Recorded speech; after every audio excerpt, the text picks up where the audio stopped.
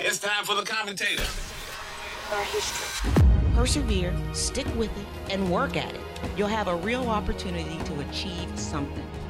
Joining us in the studio now is Stephanie Robinson. She's a commentator on the nationally syndicated Tom Joyner Morning Show. She's also a mom, 2 boys, ages 2.5 and 11. Absolutely, chasing traffic. Particularly, a lot of young people thought that we didn't have to have this conversation anymore. We have a black president now with Barack Obama. He is the leader of the free world, and we've been telling and we've been celebrating that. And I think in the African-American community and writ large, we've been saying that we're hoping that we're at a different place. And I think our children have been hearing that. And that's what we want them to hear. We want them to think and know that they can be anything. But we also, after we build them up and allow them to know that, we have to tell them that we live in a society that is less than hospitable to them in many instances. It's a mixed message, isn't it? Absolutely. It's a mixed message. It's a nuanced message. It's a complicated message, and it's an emotional message, particularly for our young black boys. Now, as a commentator on Tom Joyner Morning Show, you have an opportunity to feel the pulse of black listeners around the country. What's being said through the morning show? Yeah, and I would say that while it is an urban morning show reaching about 9 million people across the country, our listeners are all shades and sizes and colors, but the African-American community have been very vocal about this. I mean, you saw it through the social media networks. You heard it on the tape that you had there. People have been tweeting about it. They've been posting on Facebook, and I think that people are outraged. People are angry. They're very emotional. I mean, we saw what Spike Lee did. I mean, I think the emotions can get away from us sometimes, but people are angry, they're upset, they don't understand why, they are afraid, and they're conflicted. And I think that we feel, the African-American community feels, and the listeners have said that they feel that there's an injustice, and they're afraid that justice is not going to be served. And I think that's the biggest message that we're hearing. And in this case, the Trayvon Martin case sparked a firestorm immediately in the media. Why do you think that the media latched on to this incident? Because other circumstances have happened over time. I think there are 2 things. I think that one is that social media is in a place where people can put their voices out there, and people who wouldn't have a platform before have a platform. And it's so quick and it's so many.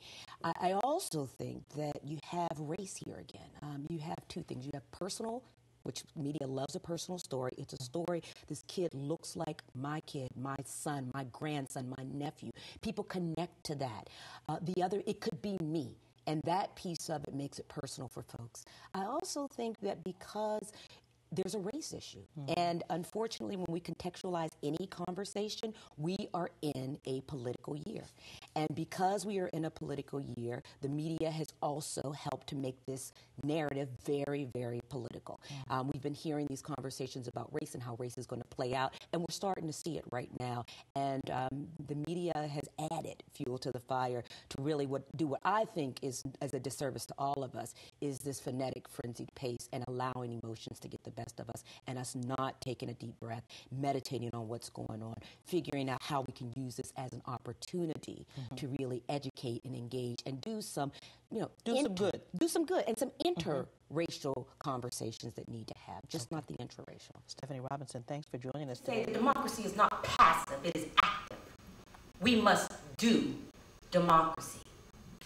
A fulsome notion of democracy relies on understandings of community and equality.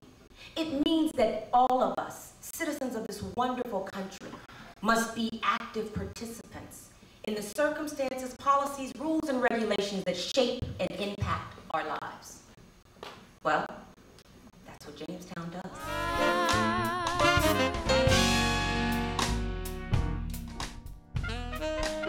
Tonight's panel: Philip Martin, Senior Investigative Reporter, 89.7 WGBH Radio; Stephanie Robinson, Lecturer at Harvard Law School and CEO of the Jamestown Project; And I think that there's a difference. And I think I agree. I agree that these are both movements. They're movements that are actually, because of the times, the tumultuous times that we are in right now, I think they're both sort of polarizing movements that are out there. But I do think that there is a difference, and Kim started to speak to this, is whether or not this is going to be sustainable to some extent is going to be and it's in its infancy right now. I mean, it really is a month Now's and the a crunch half time old. when- But the question is whether or not there's going to be an ass, so to speak, whether or not they're going to be able to move this to the next level, and and they may not want to. I mean, what the Tea Party wanted to do is it wanted to be electoral. It wanted to say, Exactly. it wanted to That's be right. engaged with the government. That's I mean, right. I mean, they've by done their that. own self-definition, there are a lot of anarchists that are here. I mean, they may not say, I don't want to be engaged with the government. Well, quite but I don't know frankly. if there's a lot of anarchists there.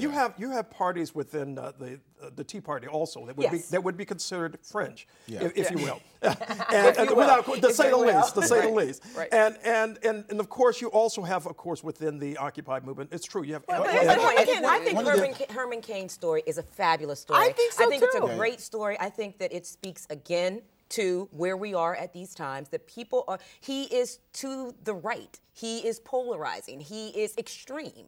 And it really does speak to where we are as a country. I mean, right now. He's also quite entertaining. Yeah. He's very entertaining. He's very entertaining. He's very likable. And what he did is, I think he actually gave the Democrats and the Republicans a gift. He gave them a gift by saying, 999 plan. He was big, he was bold, he is simple, he is clear. Now, whether or not, when you start getting into the weeds of his plan, whether or not it's workable or not, whether or not I would agree with it or not, but I think that the Herman Cain story is an interesting story. As we run out of time, does Herman Cain, Barack Obama, the matchup, how do you think that would end? I think it would be fun.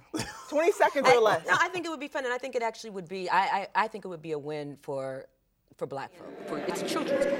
And I think it's so powerful because they are saying that I am Barack Obama, not that I am him, but what they're saying is what Barack Obama means to them. And I think to a person, it's that they can do anything that they want to do. But for Trey and for all of our children, those kids won't know anything except for this is normalized. They see this, and they saw a woman, quite frankly, as a viable candidate for president of the United States. So, I mean, I think that is just important, that this won't be some big thing to them. They're like, well, why, I see this, I know this. I mean, I thought of Harvard Law School. I thought of when I was at Harvard and how much we were up there trying to get a person of color, a woman of color. And what we said so much to the administration at the time was, it's important for us to be able to see someone who looks like us in front of the class, who's able to do this. It really is important. And I remembered that when I watched this. It's important that they see this. It's not that you just tell them you can be anything you want to be. It's that they can see it and they experience it. And I think that is just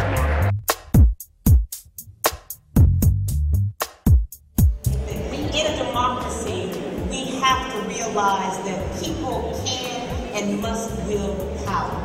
It really is true that the preamble to this Constitution has three important words: we the people.